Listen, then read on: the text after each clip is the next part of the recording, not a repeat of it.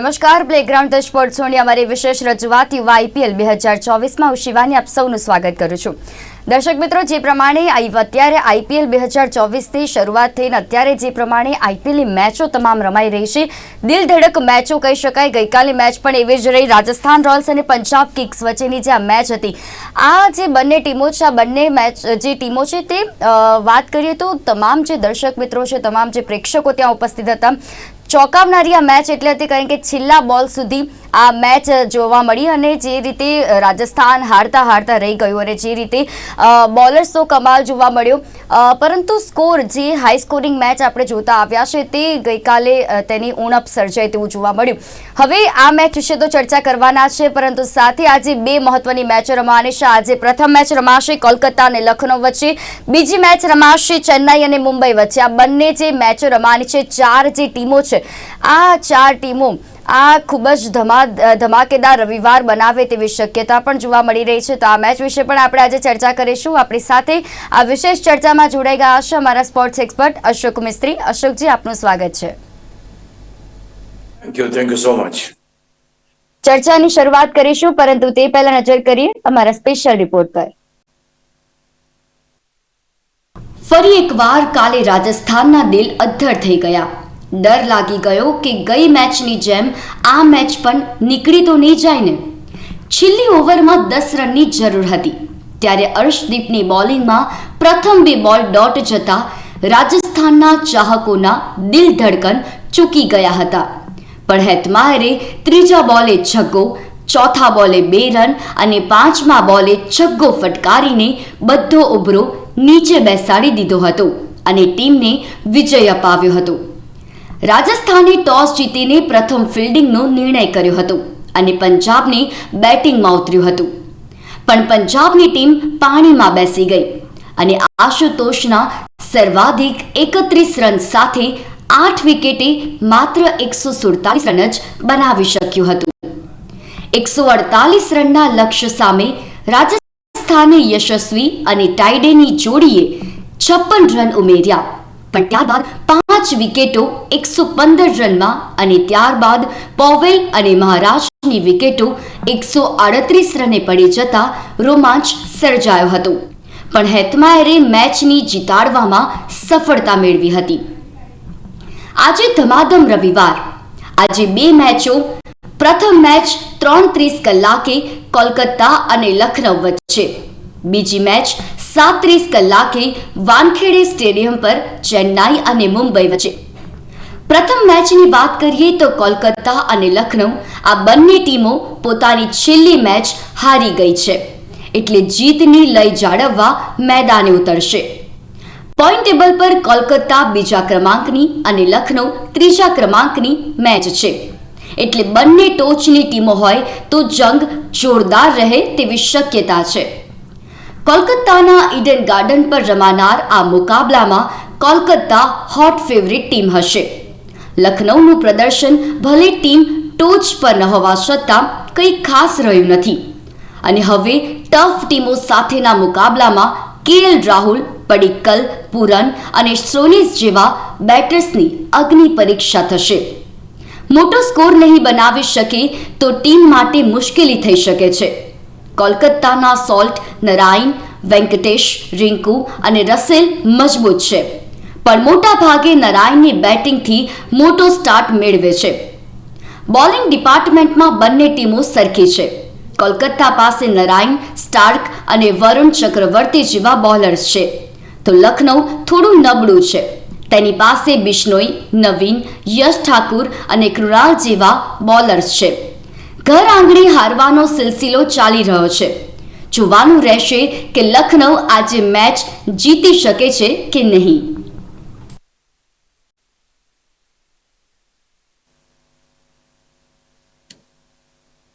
તો બિલકુલ અશોકજી, જે રીતે આપણે ગઈકાલે મેચ વિશે પણ ચર્ચા કરીશું કે જે રાજસ્થાન અને પંજાબ વચ્ચે રમાઈ, આજની જે પ્રથમ મેચ રમવાની છે તે છે કોલકાતા અને લખનઉ વચ્ચે. આ મેચ પણ આજે ધમાકેદાર થવાની છે તેવી શક્યતા પણ જોવા મળી રહી છે. હવે અશોકજી, ગઈકાલે મેચ વિશે વાત કરીએ તો ગઈકાલની મેચ કેવી રહી? હારતા રહી ગયું રાજસ્થાન, એમાં આપને લાગ્યું? પહેલી વસ્તુ તો જે રીતનું ક્રિકેટ અત્યારે પંજાબ રમે છે કે જે રીતનું ક્રિકેટ અત્યારે રાજસ્થાન રમે છે, ગળે ઉતરતું નથી કે આટલી બધી ખરાબ પરિસ્થિતિમાં ટીમો કેમ મુકાય. રાજસ્થાન આટલી બધી મજબૂત ખેલાડીઓ ધરાવતી ટીમ છે, આપણે એમ કહીએ છીએ કે નંબર 1 ટીમ છે. એ ટીમના ખેલાડીઓ છેક સુધી આવી મેચ 147-48 રન કરવાના હતા, એવી મેચને છેલ્લી ઓવર સુધી લઈ જવી પડે અને એકદમ એમાં ટેન્શન ઊભું થાય, એવી પરિસ્થિતિ કેમ આવે છે? શા માટે આ જે ખેલાડીઓ, જે પ્લેયર્સ અથવા તો જે જેમને કરોડો રૂપિયા લાવીને ટીમમાં સમાવાયા છે, વાય ડોન્ટ દે પરફોર્મ? અને શા માટે આટલું ખરાબ? તમે પંજાબની વાત કરો તો Punjab consistently they are doing bad. હું એમ નથી માનતો કે ભાઈ ટીમ સ્ટ્રોંગ ના હોય, સ્વાભાવિક, પણ ટીમના કોઈના રમે તો કેમ થાય? ગઈકાલે તાઈડે 15, બેરસ્ટોના 15, પ્રભસિમરનના 10 રન, કરણના 6 રન, જીતેશના 29 રન, અશોક આપણે શશાંક સિંહના 9 રન. એટલે કઈક જગ્યાએ કોચને તો મજા આવી જોઈએ કે જે સ્ટેડિયમમાં આવે છે, they should enjoy cricket. They are not able to enjoy. હું એમ નથી કહેતો કે પેલી ટીમની બોલિંગ સારી હતી, okay, I mean I don't have any problem in that, પણ અનપ્લેએબલ હતી, કોઈ રમી ના શક્યું, બધા ખેલાડીઓને વિકેટ મળી, તો ક્યાંક ને ક્યાંક ગળે ઉતરતું નથી. પંજાબનું ફોર્મ ખરેખર ચિંતાજનક છે. સિમિલર વે રાજસ્થાનની જો પરિસ્થિતિ પંજાબ સામે આટલી ખરાબ થતી હોય તો હજી મોટી મોટી ટીમો સામે તો રમવાનું બાકી છે. તો એ પણ એક બહુ વિચારવા જેવી બાબત છે કે તમારી પાસે યશસ્વી જયસ્વાલ છે, કોટિયન છે, સંજુ છે, પરાગ છે, જુરેલ છે, કાલે કોઈ ના ચાલે. છેક તમારે હેતમાર સુધી રાહ જોવી પડી, એક પછી એક વિકેટો પડતી જાય છે, પ્રેશર એક્ઝર્ટ કરી નથી શકતા. બીજી સૌથી મહત્વની વાત જે ગઈકાલે મને જોવા મળી કે રાજસ્થાનના ખેલાડીઓ પ્રેશરને હેન્ડલ નથી કરી શકતા. એ સરસ રીતે બેટિંગ થાય ને રન બની જાય તો એ લોકો they are like tiger, but એમને લાગે કે ચેઝ કરવાનું છે તો તે વખતે પ્રેશર જે આવે એ પ્રેશરને એક્ઝર્ટ નથી કરી શકતા. એ જોવા મળ્યું ગઈકાલે. તમે નહીં માનો, જુરેલની વિકેટ ગઈ, પરાગની વિકેટ ગઈ, આ બધી વિકેટો કોઈ જરૂર જ નહોતી. એમ લાગેલું કે આ તો સામાન્ય સ્કોર છે, 143 નો સ્કોર તો કોઈ જગ્યાએ, 47 નો સ્કોર તો ક્યાંય નથી. તો એનું જે રિપરકશન એના એ પડ્યા કે કાં તો ટીમ ઓવર કોન્ફિડન્ટ થઈ ગઈ, કાં તો આપણી મેચ છે, અને કાં તો એ લોકો હેન્ડલ ના કરી. આની પહેલાની મેચ આ જ રીતે છેલ્લી ઓવરમાં હાથમાંથી નીકળી ગઈ હતી. ગઈકાલે પરિસ્થિતિ એવી જ હતી. તો આટલી બધી એક્સાઇટિંગ મેચ કેમ બનાવો છો? શા માટે તમારા ખેલાડીઓ, 3 કે 4 ખેલાડીઓ 145-47 પૂરા નથી કરતા? વેરી સિરિયસ કન્સર્ન આ વસ્તુ છે. કારણ કે ચલો પંજાબની ટીમ માનીએ કે નબળી છે, પણ રાજસ્થાન, તમે ટોચની ટીમ છે, ટોપની ટીમ છે, મોટાભાગની મેચો જીતી છે, અને what type of cricket they are bringing to the spectators. તો એ ક્યાંક ને ક્યાંક ચિંતાનો વિષય છે. ઓફકોર્સ ભલે રાજસ્થાન છેલ્લી ઓવરમાં જીત્યું, એ અલગ વસ્તુ છે, પણ હું માનું છું કે આટલી બધી એક્સાઇટિંગ મેચ થઈ જાય એવી કોઈ સ્થિતિ મને જોવા મળી નહોતી. અચાનક જ શું થઈ ગયું કે શરૂઆતમાં બધા ધડાધડ આઉટ થઈ ગયા. યશસ્વીથી માંડીને કોટિયન છે, સંજુ છે, પરાગ છે. અને પરાગ હવે થોડીક જો આપણે બેટિંગનું પેલું એનાલિસિસ કરીએ ને તો એમ થાય કે પરાગ પાસે એક વખત એવો હતો કે he wanted to be hero, એને ટીમમાં હીરો બનવું. 2-3 ઇનિંગ બહુ જબરદસ્ત રમીને એને લાગ્યું કે I have become a hero. તમને ખબર છે કે તમારી ટીમને જીતાડવાની જવાબદારી તમારી છે. તમે એક સારામાં સારા બેટર છો, મીન્સ કે છેલ્લા સારામાં સારા બેટર જો તમે એ છે, તો તમારે શાંતિથી રમીને ટીમને મુશ્કેલીમાંથી બહાર કાઢીને જીતાડવાને બદલે તમે ચોગ્ગા છક્કાની ફિરાકમાં આવી જાઓ કે લાવો આને તો ધોઈ જ નાખવું, આને તો છગ્ગો જ મારી દેવું, અને અલ્ટિમેટલી યુ ગેટ આઉટ. તો આ ક્યાંક તમારી મેચ્યોરિટી બતાવે છે કે તમે ડાયજેસ્ટ નથી કરી શકતા. તમને સફળતા મળી, તમે સારું રમ્યા, એકનોલેજ કર્યા, but then again you are going on the same track. I am not, હું એમ કહેતો નથી કોઈ સારા બોલે તમારી વિકેટ જાય, આઈ ફુલ્લી એપ્રિશિએટ, પણ તમે જાણી જોઈને જ્યાં જરૂર ના હોય ત્યાં છગ્ગા મારવાની કોશિશ કરો અને તમે પબ્લિકના હીરો બનવા જાઓ તો ટીમને તો નુકસાન જશે.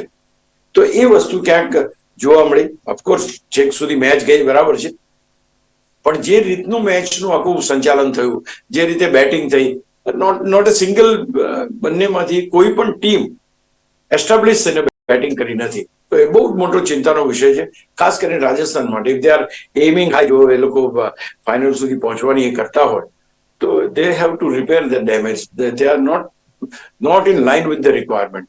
અને એ કઈ ટીમ સામે? પંજાબ સામે તમે હારો છો. તમે ભલે, હું એમ પંજાબને આઉટરાઇટ નથી કહેતો, ખરાબ ટીમ છે એમ નથી કહેતો, પણ જે ટીમ છેલ્લી 7મી 8મી છે એની સામે તમે આટલું ઇઝીલી ને આટલા ઓછા રનમાં શરણે થઈ જાઓ છો. ક્યાંક something is needed to be done. Yes. જી બિલકુલ. અને અશોકજી, તમે ખૂબ જ સાચી એવી વાત કરીને આપણે ઘણી એવી મેચો પણ જોઈ છે કે જેના હાઈ સ્કોરિંગ જે મેચ છે તે 15-16 ઓવરમાં પણ એ મેચને ચેસ કરવામાં આવે છે. તો ગઈકાલની મેચ વિશે વાત કરીએ તો રાજસ્થાને ટોસ જીત્યો, પ્રથમ ફિલ્ડિંગનો નિર્ણય કર્યો, પંજાબની બેટિંગ આવી. પંજાબે બેટિંગ કરીને 147 રન જ માત્ર બન્યા. આના વિશે શું કહેશો આપ? સી બેઝિકલી હવે it is a time for teams to reconsider. Revive કરવું પડશે, બધું રિવાઇઝ કરવું પડશે, બધું રીસ્ટ્રક્ચર કરવું પડશે, રીઓર્ગેનાઇઝ કરવું પડશે, બીકોઝ દે આર ગોઈંગ હેવર. કોઈ પણ એક લાઈનમાં તમારી રણનીતિ ચાલી નથી રહી. તમે કઈ રીતે જઈ રહ્યા છો? તમે એક બેટિંગ ટીમ તરીકે જઈ રહ્યા છો, તમે બોલિંગ ટીમ તરીકે જઈ રહ્યા છો. પંજાબની વાત કરું તો પંજાબનું તો જે ઇનકન્સિસ્ટન્સી જે શિખર ધવનના સમયથી આ વખતે શરૂ થઈ છે, ઇટ હેઝ કન્ટિન્યુડ. અને તમને હવે પછી આપણે પહેલી 2 મેચો જે હતી, 2 મેચો શશાંક સિંઘે જીતાડી. હવે જયારે શશાંક સિંઘ રમતો થઈ ગયા ને એટલે એના વીક પોઈન્ટ કયા છે એ તરત જ એનાલિસિસ થવા માંડે. તો કાલની મેચમાં એને રમવા જ નથી. હવે જેવો એ ના રમ્યું, તમારું ટોટલ સીધું ટપ કરીને 146 આવી ગયું.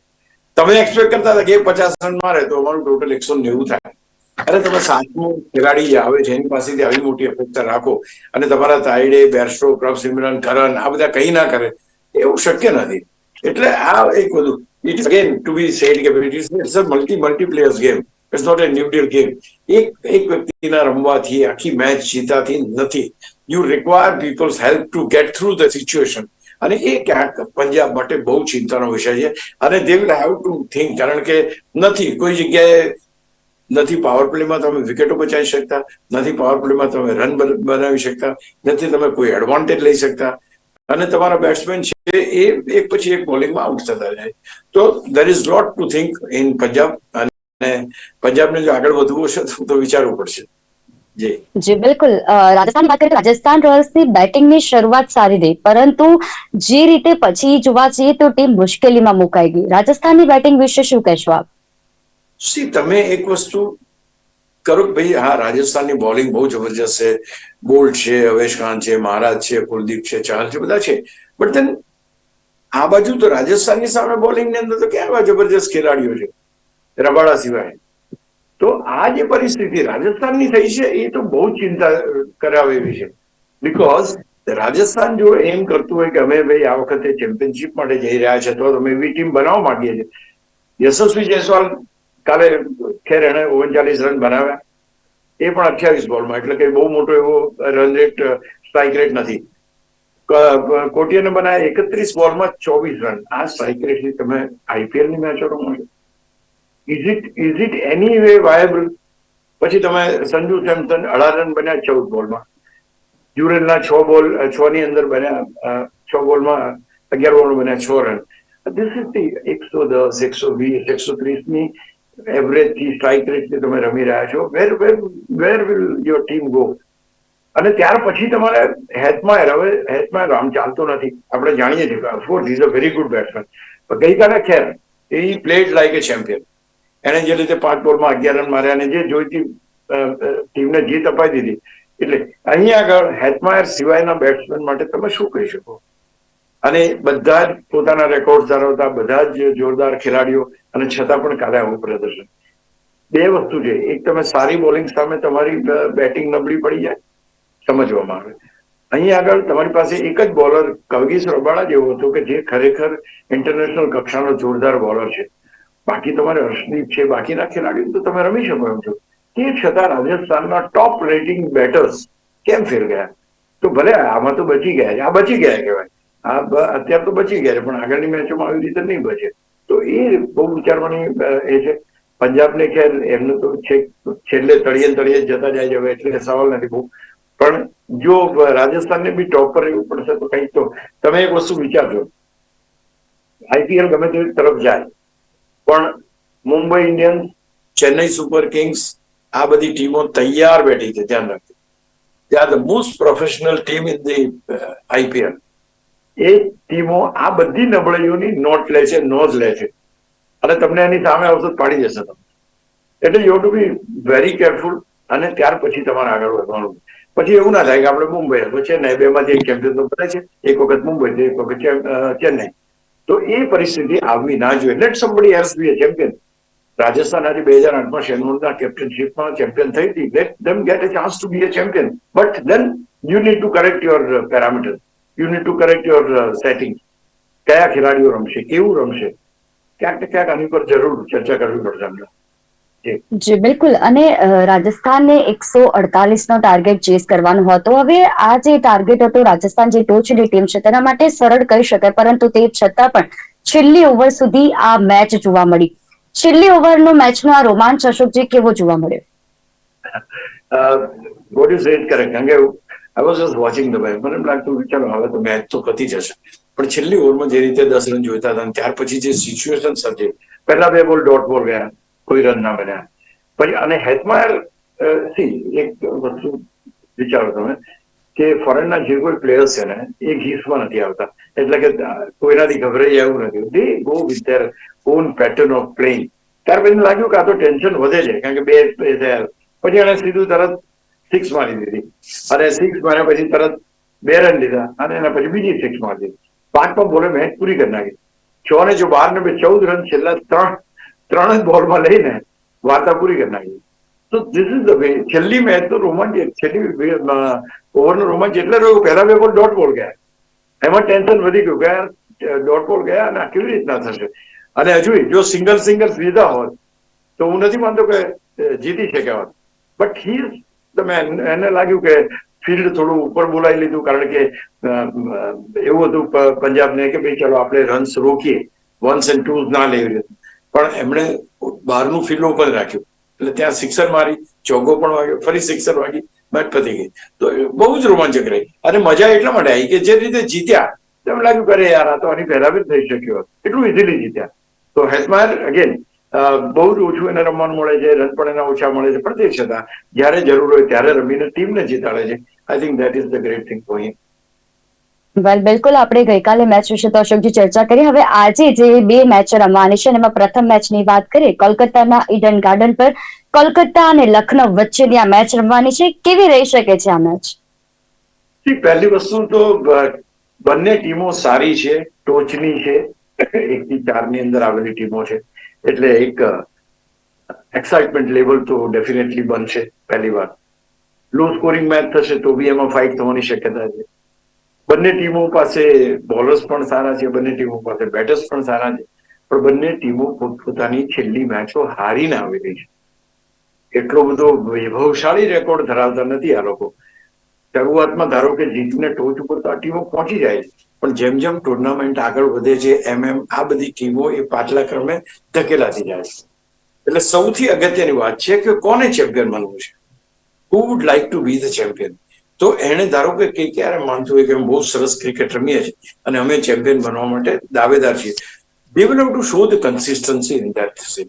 લખનઉની જે સ્થિતિ આપણે જોઈ 2 દિવસ પહેલા, એમને પોતાના ઘર આંગણે હારી ગયા. આટલી જો ખરાબ બેટિંગ, આટલી ખરાબ બોલિંગ, આટલું ખરાબ પ્રદર્શન. હવે તમે એમ કહેતા કે મારી ટીમ ચેમ્પિયન થશે તો there lot of repairing required to be done. તો આ બંને ટીમોમાં બી તમે જુઓ કે બંને ટીમો હારીને આવી છે, એટલે ત્યાંથી ખ્યાલ આવી જાય કે કયા લેવલની ટીમો છે. મીન્સ કે કન્સિસ્ટન્ટ નથી તો હારીને. અચ્છા, બીજું કલકત્તા પાસે, વાય કલકત્તા ઇઝ અહેડ. તમે એનો એનાલિસિસ બહુ સરસ છે. કલકત્તા અહેડ એટલા માટે છે કે સુનિલ નારાયણ આઈને શરૂઆતમાં સારું રમી જાય છે અને એક માનસિક જે બ્લોક છે એ બ્લોક હટાવી દે છે. સૌથી મહત્વની વાત, સુનિલ નારાયણ શરૂઆતમાં રમીને પાવર પ્લેની અંદર રન્સ બનાવી લે છે અને કલકત્તાને એક બહુ જ કમ્ફર્ટ ઝોનમાં લાવી દે છે. ત્યાર પછીના બેટર્સ તમે જુઓ તો તમને એમ લાગશે કે યાર સોલ્ટ બરાબર નથી રમતા, અંકરીશ એટલો એ નથી, વેંકટેશ ક્યારેક રમે છે, શ્રેયસ અય્યર ક્યારેક રમે છે, રસેલ ક્યારેક રમે છે, પછી ઇન્ડિવિડ્યુઅલ પરફોર્મન્સ બની જશે. તમે જુઓ આખા ટીમનું જે માળખું છે જુઓ, અને એમાં જે પ્રોબ્લેમ થાય, જે દિવસે નારાયણ જલ્દી આઉટ થઈ ગયું એ દિવસે કલકત્તાનો પ્રોબ્લેમ થાય. તો આ એક બહુ જ મહત્વની વાત છે કે Narayan is a bowler, is not a establish batsman. તમે એને ઉપર લાવીને એનો એડવાન્ટેજ લો છો કે એ ચોગ્ગા છગ્ગા મારે, ઓકે ડન. એ જ્યારે લાગે છે ત્યારે તમારો સ્કોરનો ટીમનો સ્કોર 6 ઓવર્સની અંદર 60 થઈ જાય. અથવા 72 થઈ જાય, very fine, but if he doesn't play તો તમારી ટીમનો સ્કોર શું? આ બહુ મોટો સવાલ કલકત્તા સામે ઉભો છે. સિમિલર વે તમે જો સામે લખનૌની વાત કરો, લખનૌ હંમેશા પાવર પ્લેમાં વિકેટો ગુમાવે છે. કાં તો ડીકોક આઉટ થઈ ગયો, કાં તો રાહુલ આઉટ થઈ ગયો, પડીકલ તો પહેલા બોલે આઉટ થાય જ છે. આ ઇનકન્સિસ્ટન્સી, ધીસ ઇઝ કોલ્ડ ઇનકન્સિસ્ટન્સી. જે ટીમ પાવર પ્લેની 6 ઓવરમાં વધારે રન નથી બનાવી શકતી, વિકેટો ગુમાવી દે છે, they are not able to make a good total. એટલે એ લોકો કોઈ દિવસ 150 થી આગળ વધી શકતા નથી. અને કોઈ પણ ટીમ સામે જીતવું હોય, કમ્ફર્ટ ઝોનમાં જીતવું હોય, આ બધી ટીમ 200 રન બનાવી ચૂકી છે, એવું કઈ નથી કે નથી બને, તો એમને 200 રન સુધીનો સ્કોર બનાવવો પડે. અત્યારે તમે કન્સિસ્ટન્સી રાખીને જો આગળ વધતા હો તો અલગ વાત છે. જો તમે પાવર પ્લેમાં તો અહીંયા બંને ટીમોની જો વીક પોઈન્ટ કેવો જબરદસ્ત છે. પેલી બાજુ નારાયણ રમે છે એટલે સ્કોર થાય, નારાયણ નહીં રમે તો આ ટીમનો સ્કોર રિસ્ટ્રિક્ટ થઈ જશે. હવે રિસ્ટ્રિક્ટ થઈ જાય એટલે શું થાય? કોન્ફિડન્સ લેવલ સામેની ટીમનો બધા ગયા 160 તો આપણે કરી શકીએ. તો ધીસ ઇઝ નંબર 1. પેલી બાજુ શું પરિસ્થિતિ? પાવર પ્લેમાં તો વિકેટો પડી જાય, તો બિલ્ડઅપ જ નથી થતું. તમારા પાવર પ્લેમાં જે રન્સ છે નહીં તમારે. તો આના કારણે આ બંને ટીમો જબરજસ્ત છે અને મેચ જોવાની એટલા માટે મજા આવશે કે દરેકને પોતાની હારનો બદલો લેવો છે. જે મેચ છેલ્લી હારી ગયા છે એને બદલે આજે જીતીને ક્લોઝ કરવું છે. અને એટલા માટે બંને સારા પ્લેયર્સ છે. Both teams have got very good players, bowlers પણ સારા છે અને you can do wonders. But again બંને ટીમોએ રમવું પડશે. કેવું ટોટલ બને છે, કેવી રીતના મેચ ચાલે છે તો જોવું રહેશે. જી જી બિલકુલ અશોકજી. અને અત્યારે સૌ કોઈની નજર પોઈન્ટ ટેબલ ઉપર પણ જોવા મળી રહી છે, ઘણી ઉથલપાથલ જોવા મળી રહી છે. તો પોઈન્ટ ટેબલ પર અત્યારે કેટલી રોમાંચક સ્થિતિ જોવા મળી રહી છે આપની દ્રષ્ટિએ? પોઈન્ટ ટેબલ ઉપર અત્યારે તો રાજસ્થાન રોયલ્સ નંબર 1 છે, કેકેઆર નંબર 2 પર છે. અને આજે જો કેકેઆર જીતે છે તો ઓફકોર્સ આગળ તો નહીં વધે, પણ ડેફિનેટલી એ લોકો પોતાનું સ્થાન મેન્ટેન કરશે. સીએસકે 3જા ક્રમે છે, લખનઉ 4થા ક્રમે. હવે ના અહીંયા લખનઉની સ્થિતિ થોડી વિચિત્ર. જો લખનઉ આજે જીતે છે તો 6-2 પોઈન્ટ સાથે બીજા ક્રમે આવી જશે અને કેકેઆર વિરુદ્ધ ડાઉન. કેકેઆર જીતે છે તો એના ક્રમમાં કોઈ ફેર નહીં પડે. ઘમાસાણ યથાવત છે. આગામી દિવસોમાં જબરજસ્ત મેચો થશે અને જોરદાર ઘમાસાણ અહીંયા જોવા મળશે. જી જી બિલકુલ અશોકજી. એટલે જોવાનું રહેશે, કારણ કે કોલકાતા અત્યારે જે કોલકાતા અને લખનઉ વચ્ચે રમાશે, પણ કોલકાતાના ઈડન ગાર્ડન પર અત્યારની જે ટ્રેન્ડ છે તે અલગ જોવા મળી રહ્યો છે. આશા રાખીએ છીએ કે ટ્રેન્ડ અલગ ના જોવા મળે અને જે કોલકાતા છે તે પોતાના ઘર આંગણે જીતીને બતાવે. જોવાનું રહેશે કે આજની જે આ 2 મેચો ધમાકેદાર રમવાની છે, જે આ બંને મેચો છે રવિવાર ધમાકેદાર બનાવે છે કે કેમ. અશોકજી, આપ અમારી સાથે આ વિશેષ ચર્ચામાં જોડાયા તે બદલ આપનો આભાર. Thank you so much. તો હાલ પ્લેગ્રાઉન્ડ ધ સ્પોર્ટ શોની વિશેષ રજૂઆત યુવા IPL 2024માં બસ આટલું જ. સાંજે મળીશું 5:30 કલાકે. ત્યાં સુધી રજા આપશો. નમસ્કાર.